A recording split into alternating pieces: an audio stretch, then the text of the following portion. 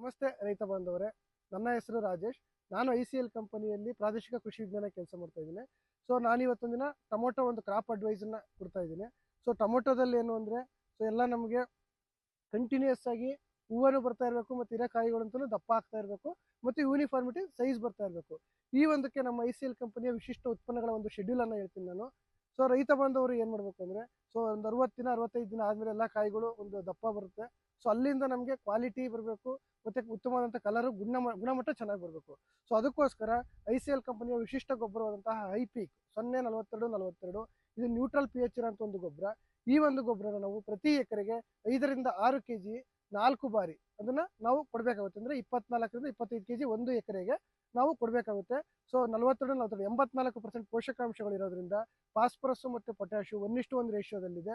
So ಅಲ್ಲಿ ನಿಮಗೆ ಉತ್ತಮ ಗುಣಮಟ್ಟದ ಒಂದು ಕಾಯಿ ಸೆಟ್ಟಿಂಗು ಮತ್ತು ಯೂನಿಫಾರ್ಮಿಟಿ ಸೈಜ್ ಬರುತ್ತೆ. ಸೊ ಇದಾದಮೇಲೆ ಕಲರ್ ಡೆವಲಪ್ ಆಗಬೇಕು, ಮೆಚುರಿಟಿ ಆಗಬೇಕು, ಪರಿಪಕ್ವತೆ ಬರಬೇಕು.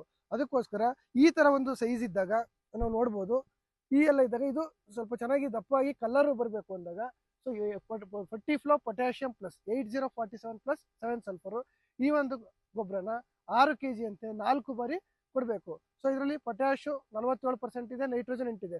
1:6 ಪ್ರಮಾಣದಲ್ಲಿ ನೈಟ್ರೋಜನ್ಗೂ ಮತ್ತು ಪೊಟ್ಯಾಷ್ಗೂ ಒಂದು ಪ್ರಮಾಣ ಇರೋದ್ರಿಂದ 1% ನೈಟ್ರೋಜನ್ ಸಿಕ್ಕಿದ್ರೆ 6 ಪಟ್ಟು ಪೊಟ್ಯಾಷ್ ಸಿಗುತ್ತೆ. ಸೊ ಅದರಿಂದ ಅತಿ ಹೆಚ್ಚು ಪೊಟ್ಯಾಷ್ ಸಿಗೋದ್ರಿಂದ ಇದು 13045 ಮತ್ತು 0050ಗೆ ಆಲ್ಟರ್ನೇಟ್ ಗೊಬ್ಬರ. ಇದನ್ನ ಕೊಟ್ಟಾಗ ಒಂದು ಒಳ್ಳೆ ಗುಣಮಟ್ಟ ಕಲ್ಲರು ಸಹ ಚೆನ್ನಾಗಿ ಬರುತ್ತೆ. ಸೊ ಈ ಎರಡೂ ಗೊಬ್ಬರ ಉಪಯೋಗಿಸಿ ರೈತರು ಒಂದು ಗುಣಮಟ್ಟದ ಇಳುವರಿಯನ್ನು ಪಡೀರಿ ಅಂತ ಕೇಳ್ಕೊಳ್ತಾ ಇದ್ದೀನಿ. ಧನ್ಯವಾದಗಳು.